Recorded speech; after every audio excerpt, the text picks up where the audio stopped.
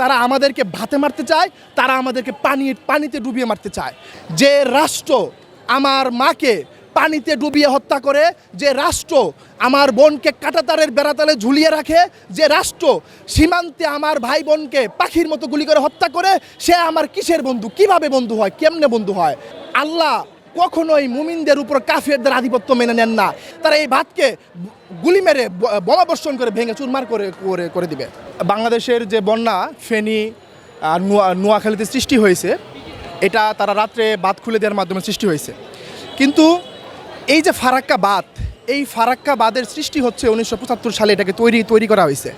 যখন একটা নদীর উপরে ভারত রাষ্ট্র বাঁধ তৈরি করলো, এটাই কিন্তু প্রমাণ করে বাংলাদেশের আসলে বন্ধু প্রতিবেশী রাষ্ট্র কিন্তু ভারত না।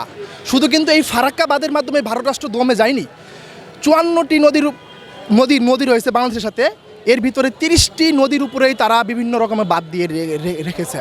তাদের এই বাঁধ তৈরি করার উদ্দেশ্য থেকে এটাই প্রমাণিত হয়, তারা এদেশের মানুষকে বাঁধ দেওয়ার মাধ্যমে খরা সৃষ্টি করবে এবং পানি দিয়ে এদেশের মানুষের ফসলের নষ্ট করে তারা আমাদেরকে ভাতে মারতে চায়, তারা আমাদেরকে পানিতে ডুবিয়ে মারতে চায়।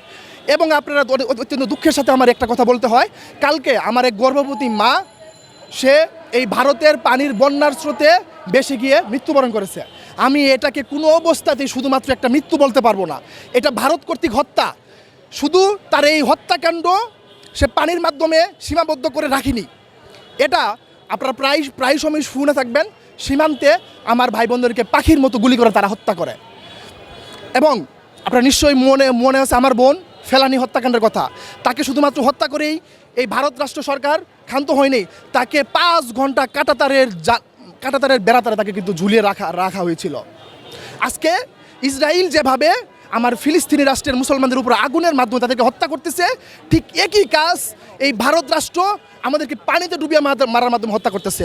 এই ইসরায়েলকে সাপোর্ট দেয় আমেরিকা এবং ব্রিটেন। তারা এই ইসরায়েল, আমেরিকা, ব্রিটেন এবং ভারত, এরা একে অপরের বন্ধু। এরা কোনো অবস্থাতেই আমাদের মুসলমানের বন্ধু হতে পারে না।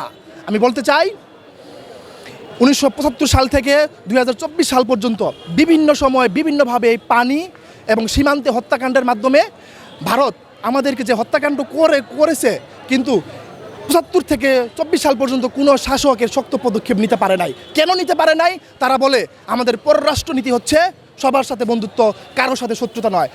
যে রাষ্ট্র আমার মাকে পানিতে ডুবিয়ে হত্যা করে, যে রাষ্ট্র আমার বোনকে কাঁটাতারের বেড়াতালে ঝুলিয়ে রাখে, যে রাষ্ট্র সীমান্তে আমার ভাই বোনকে পাখির মতো গুলি করে হত্যা করে, সে আমার কিসের বন্ধু, কিভাবে বন্ধু হয়, কেমনে বন্ধু হয়?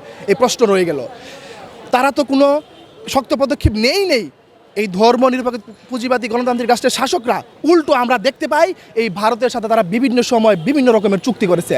আমরা ট্রানজিট চুক্তির কথা উল্লেখ করতে পারি, আমরা উল্লেখ করতে পারি চট্টগ্রাম মংলা বন্দর দিয়ে দেওয়ার কথা, আমরা উল্লেখ করতে পারি সস্তা দামে আমাদের ইলিশ তাদেরকে দিয়ে দেওয়ার কথা। আমি বলতে চাই, এই শাসকগণ আমাদের প্রতিনিধিত্ব করে না, তারা এই ভারত, মার্কিন, ব্রিটেন, ইসরায়েলের প্রতিনিধিত্ব করে। আমাদের এমন শাসক প্রয়োজন যারা প্রকৃতপক্ষে আমাদের প্রতিনিধিত্ব করবে, যারা জনগণের কথা বলবে। আমি একজনের নাম উল্লেখ করে বলতে চাই, মোহাম্মদ বিন কাসিমের নাম শুনে থাকবেন আপনারা। তার সময়ে মোহাম্মদ বিন কাসিমের নাম উল্লেখ শুনে থাকবেন আপনারা। তার সময়ে যখন এই রাজা দাহির ছিল ভারতবর্ষে, তখন এই রাজা দাহির কর্তৃক যখন মুসলমান নারী এবং শিশুদেরকে আটক করা হলো, তখন সেই মোহাম্মদ বিন কাসিম ছুটে এসে সেই নাগরিককে সেখান থেকে তারা রক্ষা করছে। আপনার ইখতিয়ার উদ্দিন, মোহাম্মদ বিন বখতিয়ার খিলজির নাম উল্লেখ করে থাকবেন, যার ভয়ে অত্যাচারী শাসক লক্ষণ সেন পালিয়ে গিয়েছিল।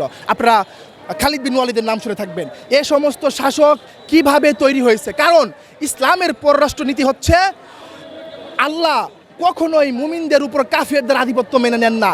এই পররাষ্ট্রনীতির উপরে বিশ্বাস করে আমরা মোহাম্মদ বিন কাসিম পাই, আমরা ইখতিয়ার উদ্দিন মোহাম্মদ বিন খিলজি পাই, আমরা খালিদ বিন ওয়ালিদ পাই, যারা আল্লাহর কমান্ড, রাসূলের কমান্ড অনুসারে মানুষকে জুলুম থেকে রক্ষা করেছে, অত্যাচার থেকে রক্ষা করেছে। আমাদের সেই শাসক প্রয়োজন। তাহলেই এখন আমরা এই ভারতের বাঁধকে ভেঙে গুড়িয়ে চুরমার করে দিতে পারবো। নদীর উপরে বাঁধ, এটা অন্যায়, এটা মানুষের উপরে জুলুম, অন্যায়। এই বাঁধকে ভাঙতে হইলে আমাদের সেই শাসক প্রয়োজন যারা হুঙ্কার দিবে না, শুধুমাত্র তারা কাজ করবে, তারা এই বাঁধকে গুলি মেরে বোমা বর্ষণ করে ভেঙে চুরমার করে দিবে।